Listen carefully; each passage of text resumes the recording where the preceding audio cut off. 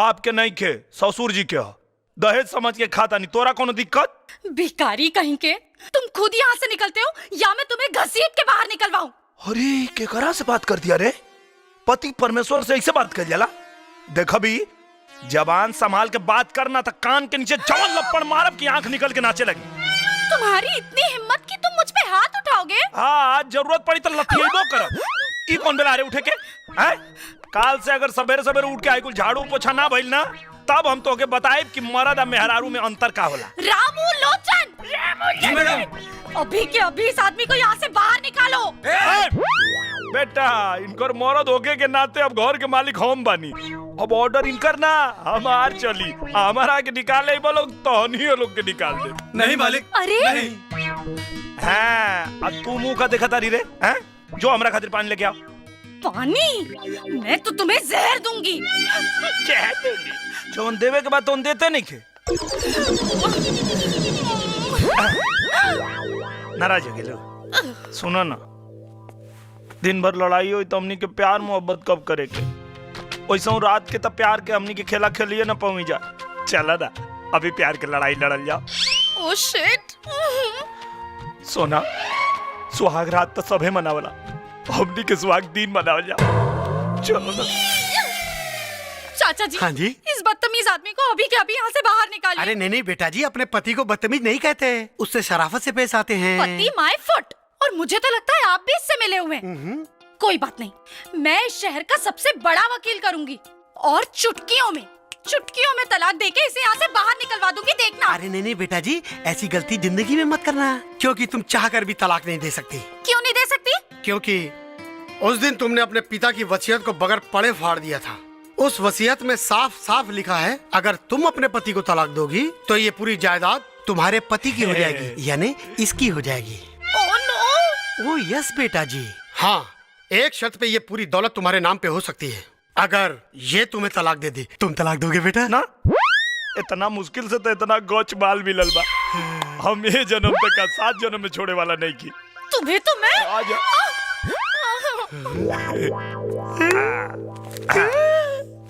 ये क्या है बेटा जी? तो क्या, हमार कसम कुछ ना पूछबा, चुपचाप रखा। हाँ।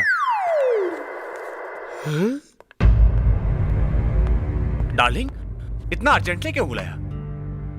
वो सरदर्द बन गया है यार। अगर वो यहाँ से जल्दी नहीं जाएगा ना तो मैं पूरी तरह पागल हो जाऊंगी। नहीं सुना डार्लिंग, मेरे रहते तुम्हें कुछ नहीं होगा। दुनिया में तुम ही तो एक सहारा बचे हो मेरे। प्लीज कुछ भी करो, कैसे भी उसे यहाँ से भगाओ। बस तुम देखती जाओ, उसका तो मैं वो हाल करूंगा कि वो तुम्हारी घर की तरफ मुड़कर देखेगा भी नहीं। अंदर कैसे घुस गए? निरहुआ कहाँ है? क्यों? कहाँ है निरहुआ? अरे मुझे क्या पता, यहीं कहीं होगा, जाओ ढूंढो। कहाँ रह गाउटी? साला अनहर। बानर लिखा है ने का देखा तारा रे? हम यहाँ बानी। अरे उसका मुंह क्या देख रहे हो, जाओ मारो। चलो मार इसको। आजा आजा आजा आजा आजा आजा आजा बेटा, आजा आजा आजा आजा आजा, अब मजा आएगा। आजा आजा आजा, बोलो बजरंग बली की जय। अबे सालो, तुम लोग जयकारा लगाने आए हो, मारो ना। रुका। तू हमरा से पीछा छोड़ावे खातिर एकनी के बोले बाड़ू, तो तारा मालूम है नहीं के कि हम एगो हिंदुस्तानी पति हैं, और हिंदुस्तानी पति एक बार हाथ पकड़ लेलस तब फिर जीवन भर छोड़ेला ना। अबे सालो, देख क्या रहे हो, मारो ना यार। मारो ना, पकड़ लो। अरे गधो, मुझे नहीं, उसे पकड़ो।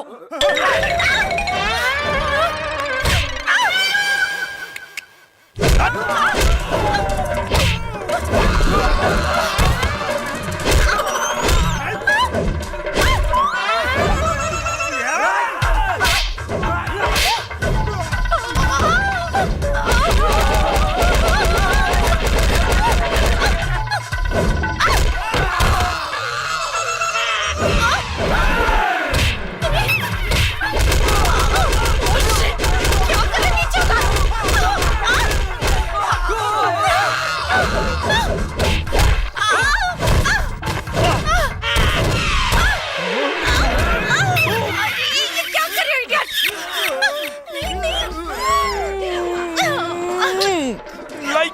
गई लोग, दबावा।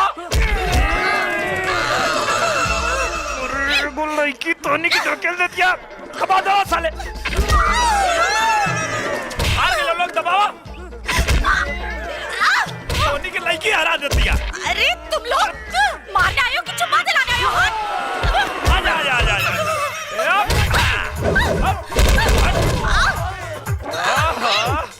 अरे आवा हो। साले।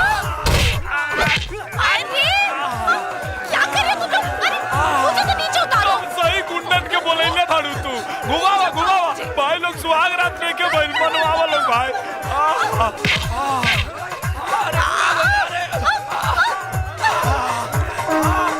हनुमान की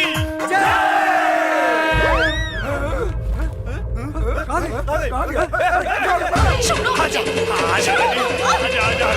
देख क्या रहे हो? मारो। अरे की करे?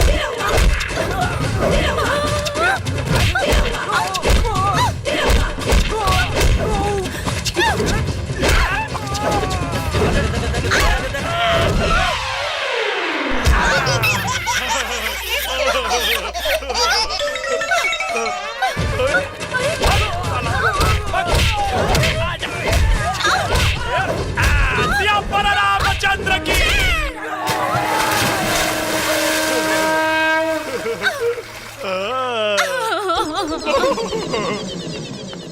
सुना मैंने सुना। Shut up. अरे सुना सटअप तब न जब नेरे इबू तनियावत देह दबा दा हमार जान। What an idiot. अरे गुंडन के मार मार के देह में दर्द हो गई, तनी दबा दे तो का हो जाई। अरे गुंडों को तुमने कहा, गुंडों को तो मैंने मारा है। मेरे गुंडों को मुझसे ही पिटवा दिया, तुम्हें तो मैं। अरे अब क्या है? पानी गरम कर, हमरा नहाए के बाद। मैं क्या तुम्हारी नौकरानी हूँ जो तुम्हारे लिए पानी गरम करूँ?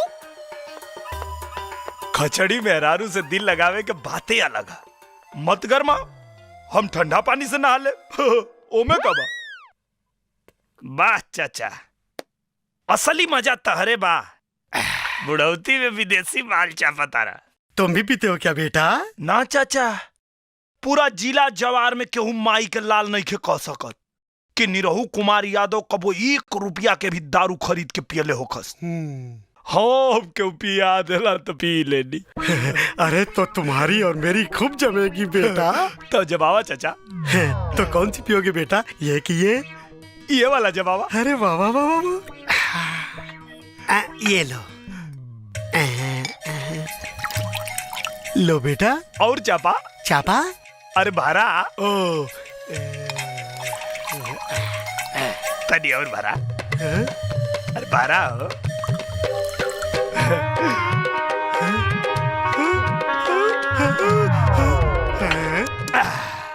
बहुत मीठ बा, तनी और भारा। बेटा ये पीने की कौन सी स्टाइल है?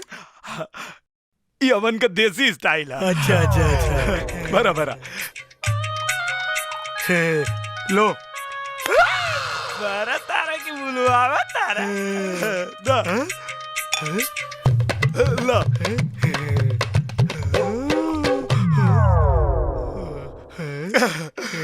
चाचा तू बड़ी मस्त आदमी हवा।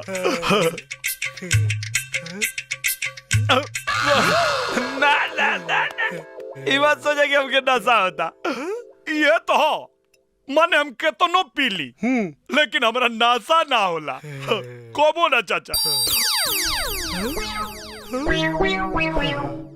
एक बात के शिकायत बा चाचा। क्या हो गया बेटा? बहुत बड़का शिकायत बा। हाँ बोलो बोलो बेटा बोलो।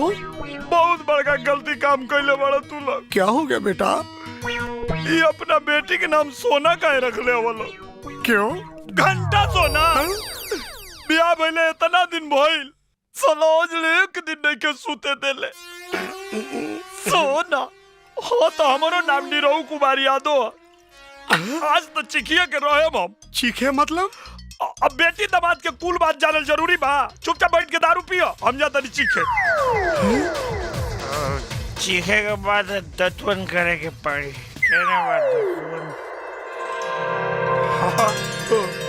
अच्छा अरे क्लोजअप जोड़ी पैक इस टीवीया में दिखावला तो ना पेश के साथ बरसों बा।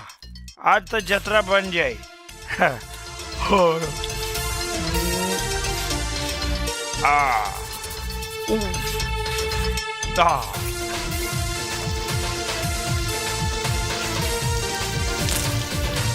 हाँ कोनो जब जोड़ी पैक से हमरा के डबल ताजगी मिल गया। अब बेटा चलता नहीं अमूल जोड़ी बनावे। हाँ ओह गॉड, अब क्या जिंदगी भर इस आदमी के साथ रहना पड़ेगा?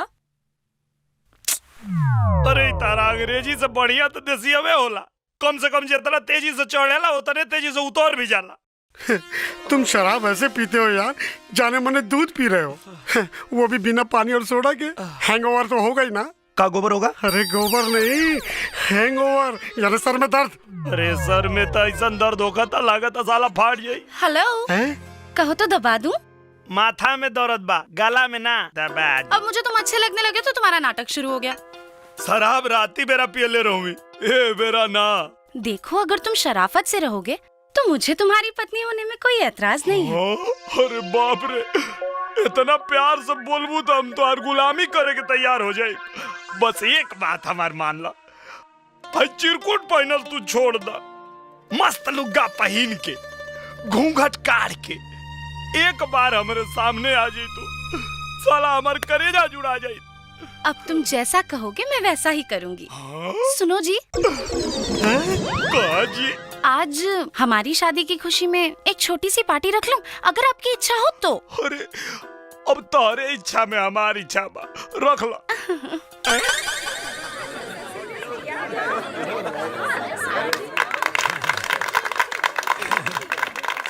हाय फ्रेंड्स, ये है मेरे हस्बैंड निरहू कुमार यादव। कैसी लगी हम हस्बैंड वाइफ की जोड़ी? बहुत बढ़िया, जैसे मर्सिडीज के साथ ट्रैक्टर को बांध दिया गया हो। ट्रैक्टर नहीं, गांव का नमूना है ये। सड़ी हुई जीन्स, सड़ा हुआ कुर्ता और गले में गमछा, वाह भाई वाह। इससे अच्छे कपड़े तो हमारे घर के नौकर पहनते हैं। भाई इसके कपड़ों पे मत जाना, ये आदमी दिखने में सीधा साधा एक नंबर का सातिर है, सातिर। सोना की करोड़ों की दौलत देख के इस भीख मंगे की आंखें चकाचौंध हो गई है। धक्के मार मार के ये बेचारी इसे घर से बाहर निकालना चाहती है, पर ये जोक की तरह इसे चिपक गया है यार।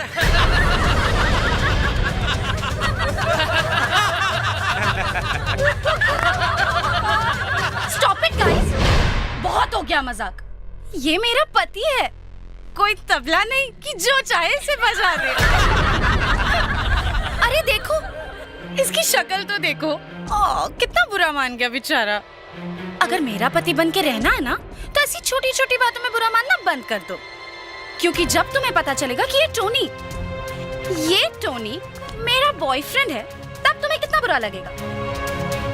अरे क्या हुआ, बुरा लग रहा है? बोलो ना, बुरा लग रहा है?